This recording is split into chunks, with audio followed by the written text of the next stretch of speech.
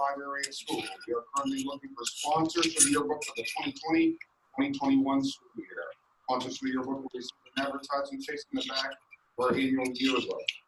I do have a pricing here. I'm not sure what we did before. Josh might be able to answer that. I'll give this to Josh. We have like quarter page 100, full page 275. We did $100 this past. Okay, that would be for the quarter page ad. Is that in the budget, or do we need a motion? It's not budget. Okay. Do we want to talk about this here, or? Make a motion to use annual.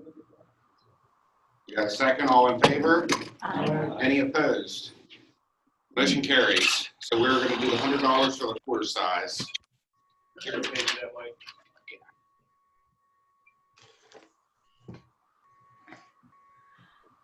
Moving on. So we also got a letter here from Cockane Farmstead here.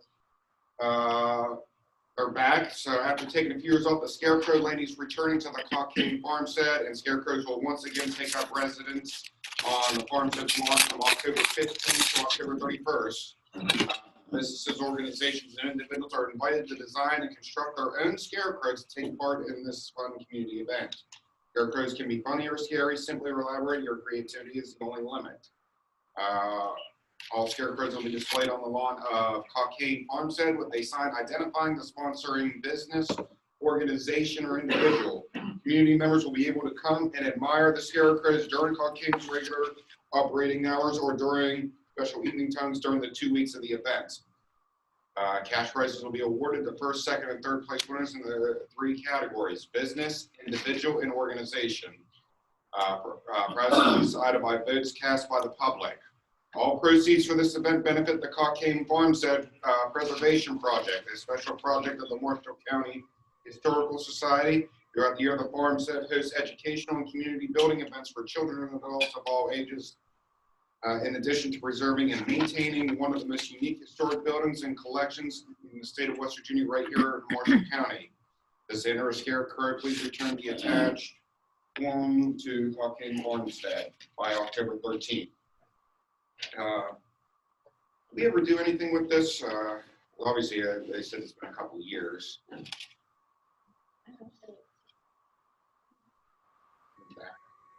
Well, let's hold off on that then.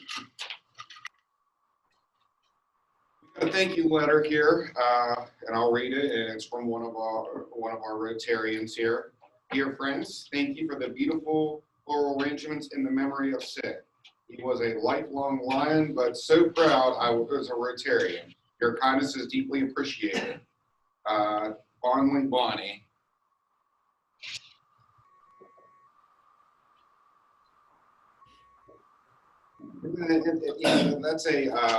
That's a great example where opposites attract, a Lion and a Rotarian.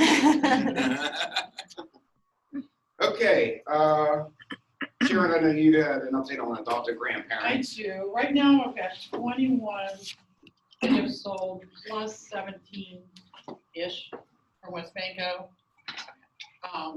I haven't heard for sure how much West Banco is doing. They had done 500 every year, but last year they did 1,000. And I understand they might do 1,000 again this year. So wait to find that out. So that would be another 17. I just don't, we did 100 last year, so I might get 100 again this year. So I'll pass this around. There's a flyer on the back if you have a place to flyers or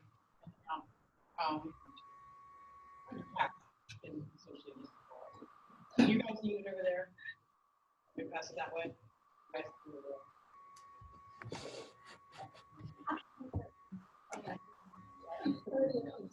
What? 30. They're 30. Oh, you want 3. I was like, 30, yeah, 3.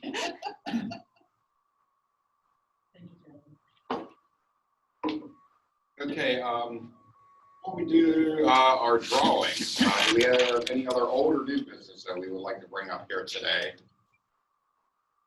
Oh. Don't say.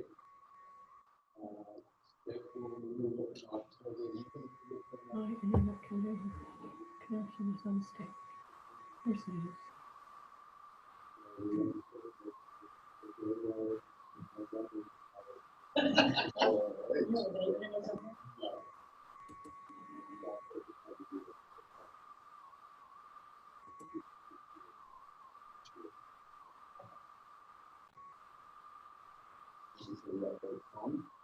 Anything else? Alrighty, we ready to do this drawing? Yeah, I'm just gonna let Brittany know who's all attending on, or Brianna, sorry. I was just looking at Brittany's pictures. Yes, we have Brittany, we have Joan, we have Katrina, we have Dorothy, and Bob Hunt all joining us virtually. Thanks for joining us. Thank you for joining us. All right, we're gonna do a live on our Rotary page for the drawing.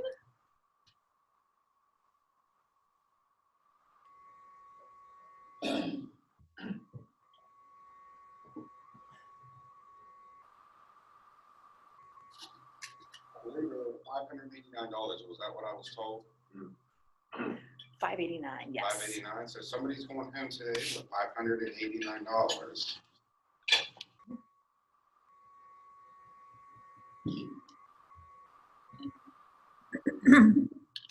Linda's got her lucky Hello, face on. everybody. We are going to pick the winner for the 50/50 and the basket raffle for the virtual fundraiser.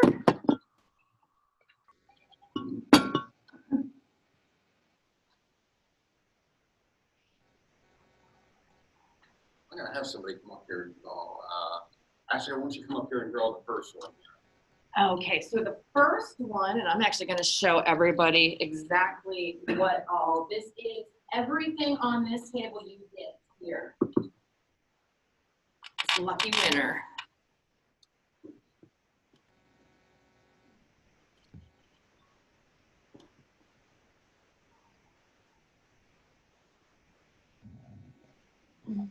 All right, here we go. Anybody got the draw? This is for the basket. You want to pick it? You guys pick it and I'll announce the name. Okay.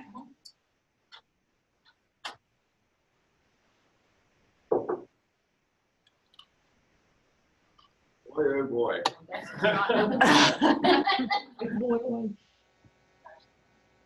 Becky Lear. My sister-in-law. I knew the last name was yours, like that's somebody you're related to. So I guess I'll have to take the basket one more time with me. Yeah, all right, Becky, I would say congratulations and why not?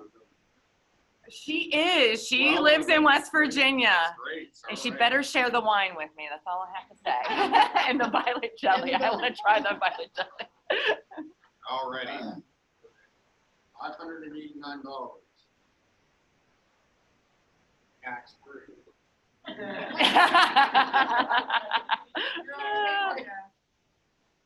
Alrighty. Yeah. All right, shaking these up pretty well. Somebody's going home.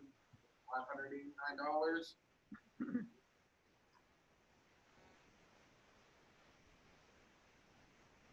Linda Miller is not the winner. Oh, that was me. That's me. That gives me every right to keep on that. Yes, it does. Right on Facebook. Well, and you know, Dan Hartley, if I told you you were the winner, I'd be lying. So the winner is Norma Mascalano. Norma Mascalano. Mascalino.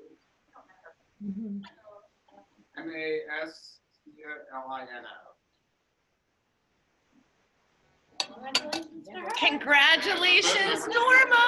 You won $589. Thank you so much for your support. Have a great day. You have a winner there, so. Is there phone numbers? Yes, it does have a phone number on here. It's a 277 number.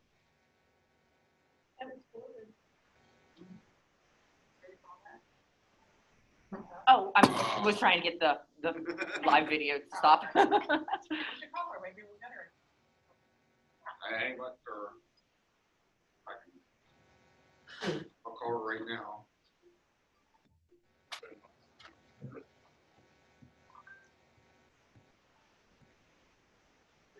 that's on her ticket? It does not, it just has a phone number. I will- You talk to her, if you get one of her. Address. She might not answer, she might think it's a phone scam or something.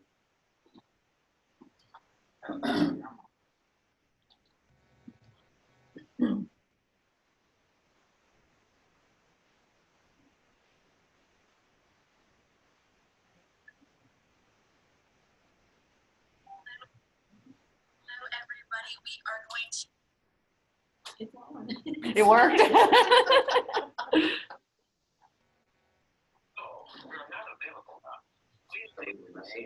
Yeah. Hi there, this message is for Norma Mescalano. Hi, this is Mike Abraham from the Marshall County Rotary Club. We just did our raffle ticket drawing for our annual event there, and you are the winner here. It is $589. If you could give me a call back, 304-312-5620 to make plans on giving you the money there. Again, congratulations on your win here. Thanks very much. Bye-bye.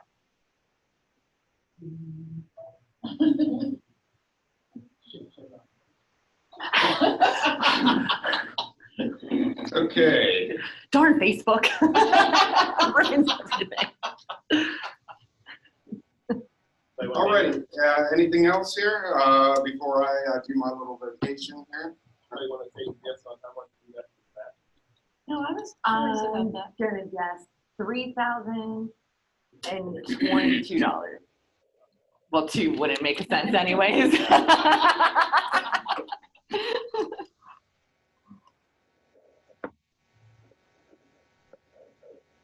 Great.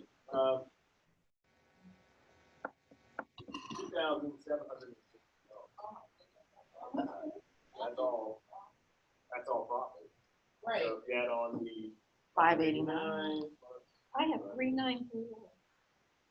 Those were down. I mean, after giving. Oh, yeah, 3,000. Well, that's what, well, I added the 2,580. We brought in 1178, but then again, we're getting the 5 back. Yeah, so $3,350. Does that count the sponsors? Wow. I don't, That's for the fundraiser. Yeah. How much sponsor money did you have? That's fundraiser. My sister-in-law just said, thank you all so much. She can't believe it. She never wins anything, she says. I don't know where we're at. I mean, we had collected sponsor money earlier in the year. I think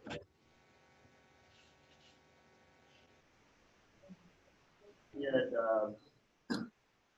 500. This is pretty much on the.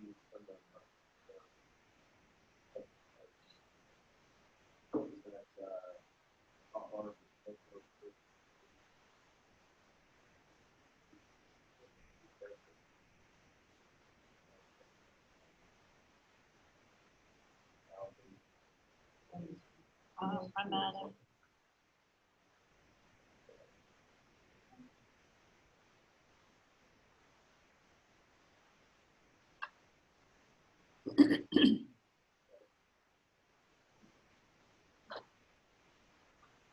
That's what I have. I don't know if any work on first. That's 1,700 there, I think. That's $5,049.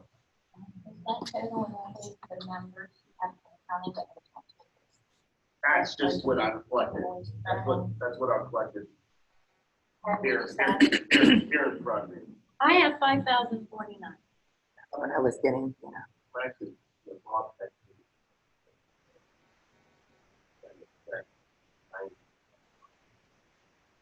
That's just what I've, So we have- besides Bob's check, which he said he was dead. That's what I've collected. So we can, Yeah, I mean, fundraiser like, we do like this, there's a lot less expensive. So, maybe we should do that. it kind of goes, and even, 50/50, we have raffles. Well, that's one. Yeah. Or, yeah, it's not as fun, I guess, right? It's I had to laugh. Does anybody recall what we made on our fundraiser last year? we, I what don't know, net how much was? did we make last year? I don't know. I should have it like written down. I did it. Questions are maybe There could be I endless. can't remember, it seems to me it was like, It was less than that. was it? I always think And it was a six- lot of work. Yeah. I thought it was like six. Around there. Yeah. A whole lot different. Not sure if you all could hear, but we are just trying to add up what all we've collected through the virtual fundraiser and the 50/50, and we're about $5,000 for the club for this year's virtual fundraiser. So it's pretty awesome. That is awesome. Great job, everyone. Alrighty. All right. All right, Introduce so yourself. I guess as you all know, I'm Mike Abraham. I am one of the owners of Abraham and Company in Moundsville here. We're located on Morton Avenue there, just down the street from Bob's Lunch. Give you a little bit of a background here. Before I go any farther, who wants to answer this question? Who can give me the difference between a debit and a credit?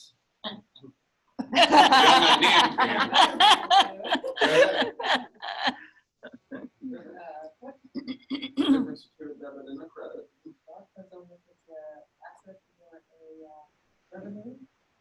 They make it easy. Debit's on the left, credit's on the right.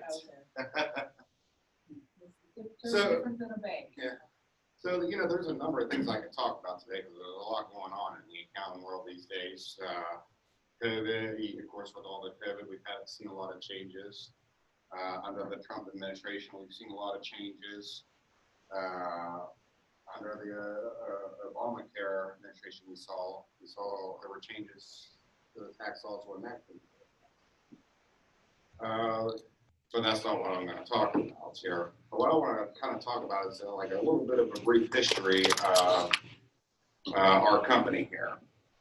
So, my dad, of course, you know, he came to Moundsville to work here in, I believe it was either late 1981 or early 1982. He met an individual named Tom Dobbs. Tom had, it was kind of funny, they met at a Christmas party, actually. It was my Aunt Kathy Blair, her Christmas party that she had, that she always had every year at her house. So what happened was Tom Dobbs happened to be there, and he met my dad, and my dad talked, you know, because Tom was a CPA, and Tom had just been diagnosed with lupus disease. And so basically what happened was he needed somebody to do business with, and that's kind of where my dad got his opportunity there.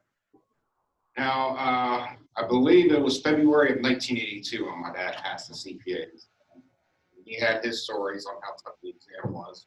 Back then, you couldn't even use a calculator on the exam. Nowadays, you take the CPA exam, the calculator's right there on the computer. You can't use your own calculator. You have to use the one provided to you on the computer system. So, they became Dobbs Abraham and Company. That was the original name. They were actually on Lafayette Avenue. They were right by, well, it used to be Bryan Insurance Agency. There's something else now. There's been so many different over the years. That's where they started off. And, you know, they basically both started out with nothing. They had to kind of work the company up a little bit. And, you know, back then a lot of things were done by hand. You didn't have the computer systems back then. So a lot of tax returns were done by hand. My dad told me what they used to do was they would fill the returns out by pencil, and then they would send it down to the tax software company, and then they, you know, type it out. But here's the problem, though. You were one of those type that waited to the last minute to get your taxes done. Well, it takes that long to do it by hand, and then you had to send it down to the tax software company, and you had to mail it all down there because you didn't have email back then. And then they do their work. The software come in, and of course, you know how many returns they got to process, and then they got to send it back up to my dad to sign. So you can imagine how much longer the process went back in those days. So My dad and Tom were partners up until 2000. Before that, they actually ended up moving to Morton Avenue, where we're currently at. It's actually Sid's old house. The building we're in, Sid built, it was in the 1960s, I'm not sure the exact year. And when Sid moved out, I believe Gold Korea Turek bought the building. I think that's how the process went. They were in that building, and then in late 1996, early 1997, we bought Dobbs Abraham and Company bought the building, and Gold Korea Turek, of course, is where they're at now. So we have been, our overall business has been in there since 1997 in that building.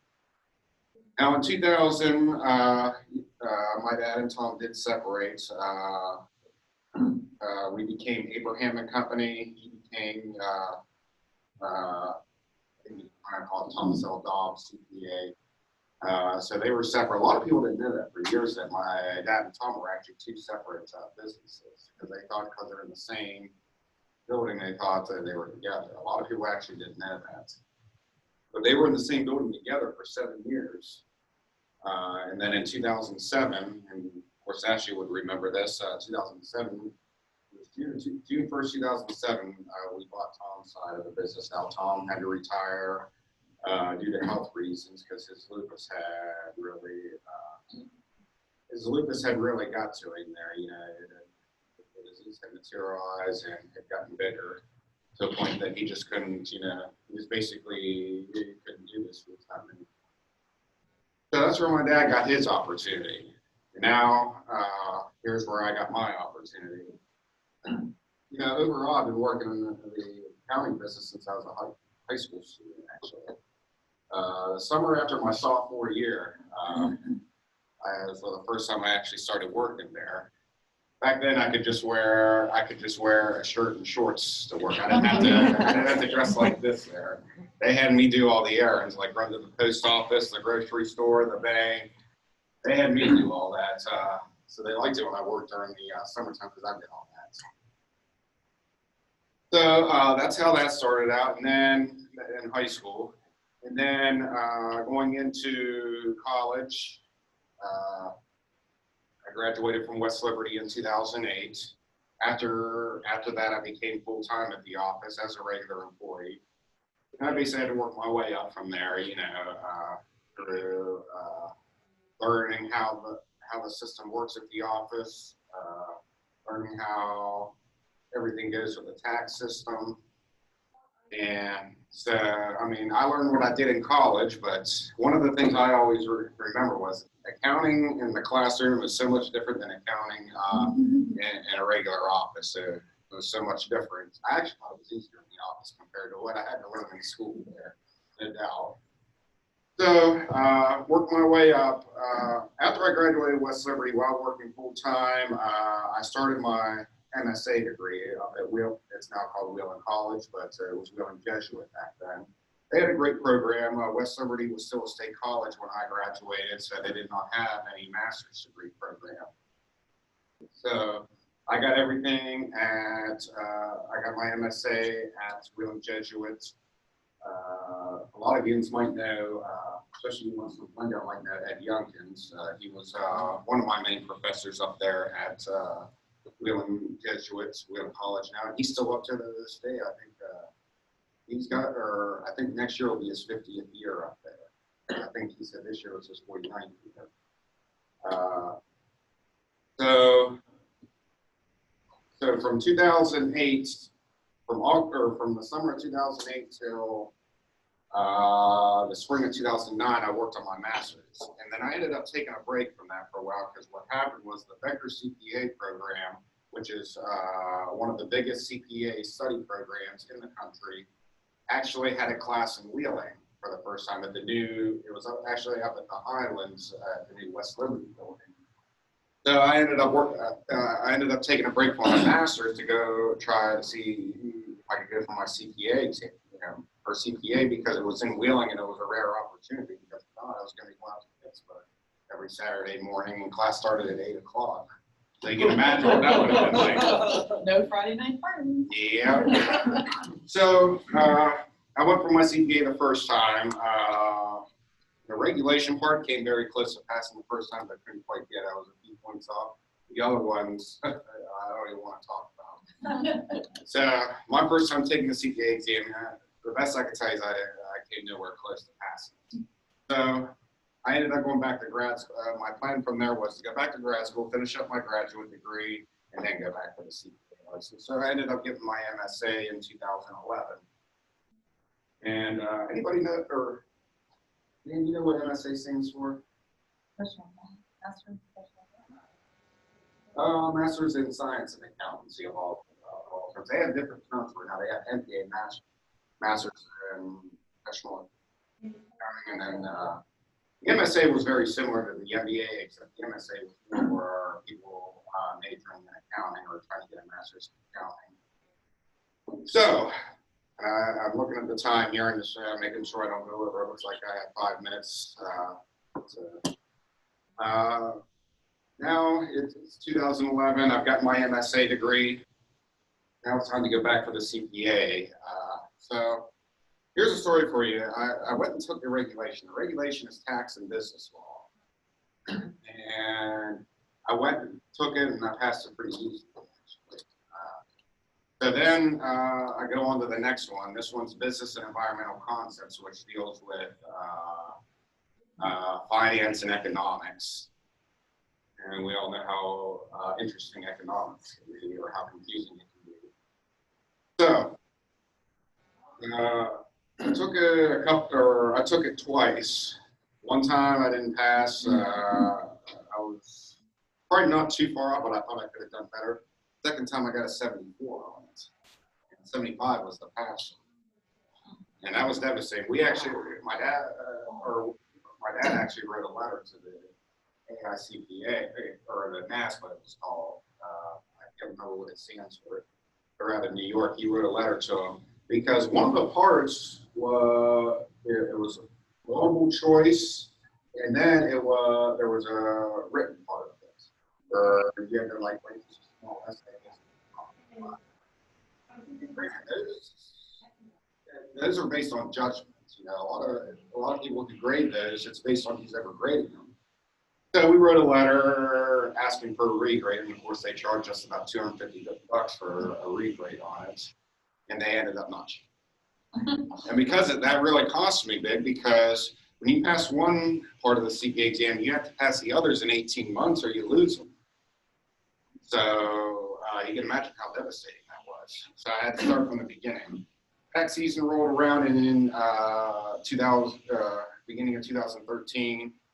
I said, I'm going to take a break from the CPA exam. We're going to get through tax season first, and then I'm going to go back to it. So spring of 2013, I went back to work on it. And then I basically ordered everything I could from Becker, you know. And one of the things that helped me out a lot was these flashcards that they had. You know, that was my first step there. And then it was memorizing the flashcards and understanding what the concepts were. And then taking the practice exams, and that helped out a lot. So, summer of 2013, repass, I guess I should say, the regulation section. And then very next part, late summer, I think it was August of 2013, went and took business environmental concepts, passed that pretty easily. And now we got the financial and reporting, which they say is the hardest part of the exam, but to me, it wasn't, except for the fact that you had to learn international standards too, which it was a close one, but I did end up passing it. I found that out, I believe it was November 2013. Now we're on to the last part, and this is the part that our company doesn't do. We don't do auditing. So unfortunately, I had to learn it to pass the CPA exam. That's the fourth part. And it took me a couple times to pass it here. So when I finally passed the exam, it was actually using another software. I swear I did everything Becker told me to, and I still wasn't passing. So October 2014 came, I took the test. And I passed it pretty easily. I mean, I was like, I knew when I left there that day, I was like, oh, I know I passed it. It was like, if I didn't pass it, the thing's rigged. Because I know I had it. Granted, election day 2014 was the day I found out that I passed the CPA exam, and I was actually serving as president here during that time period. I remember it was 2014, 2015. I served as president. So that's when I found out, oh, that I passed the CPA exam, and then that's when my dad and I, from there, my dad and I, it took us about a year, but we talked about forming the partnership. So that's kind of how it all began in October 1st, 2015. That's when I became a partner. So, and I've been a partner in the firm since October 1st, 2015. And let me just tell you this. I don't miss all the stress and heartache I'm glad I did everything I did. Glad I went through the MSA. Glad I went through the 5 years of health trying to get the CPA exam. Excuse my language here, but I'm glad I did it. But by God, I don't miss doing it. And Nan can probably tell you the same thing. She's glad she got her CPA, but you don't miss all the And all stress that involved. stuff you said, old people, I had to do it that way. She wasn't allowed to use a calculator, I so put my hand and send my returns down. yeah, oh yeah. And I passed auditing because I was auditing the banking. Well, you know what's funny? And there was an auditing question on banking, and I was like. Well, you know what's funny? The people that do audits, they think that the regulation, part is the tough one, the tax and business law, because they don't do taxes, they only do auditing and stuff. I think in tax law, that's where I was big at, because that's what our business does, is tax law. Yeah, and business law, business law, I like learning business law because it's always good, if you plan on running a company someday, it's always good to do. So, any questions or comments? President Mike, I'm really impressed, and I hate numbers. I'm glad people in the world because everybody was like, anything else. But that, I just can't.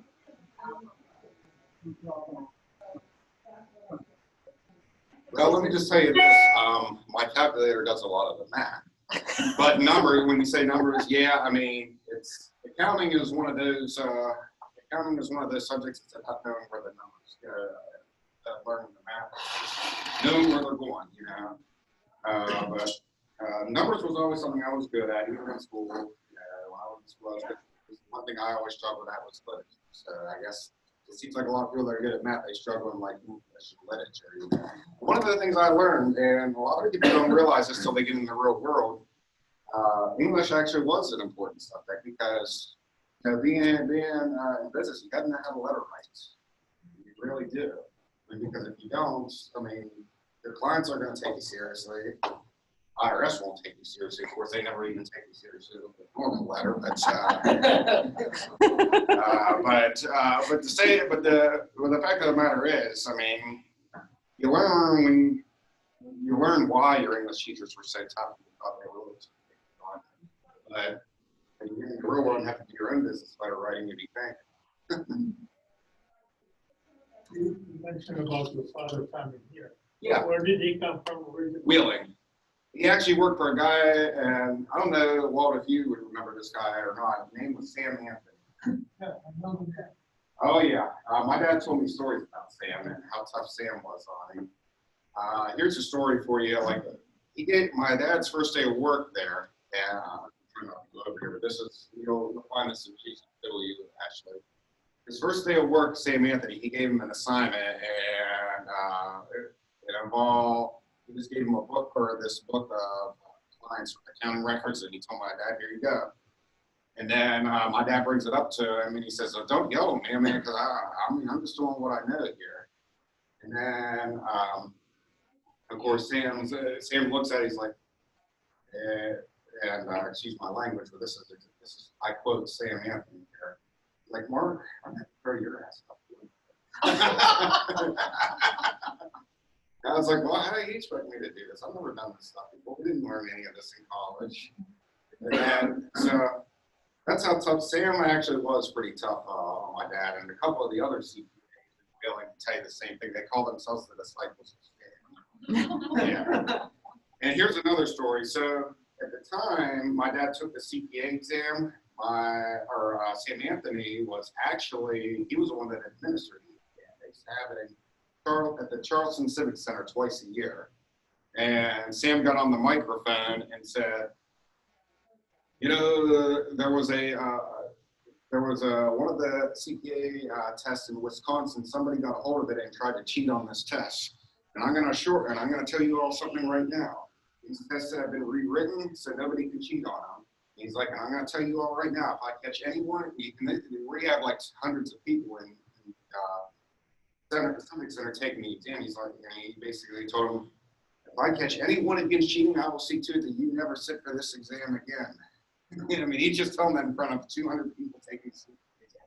That's how Sam was. He was sort of like the drill sergeant of accounting.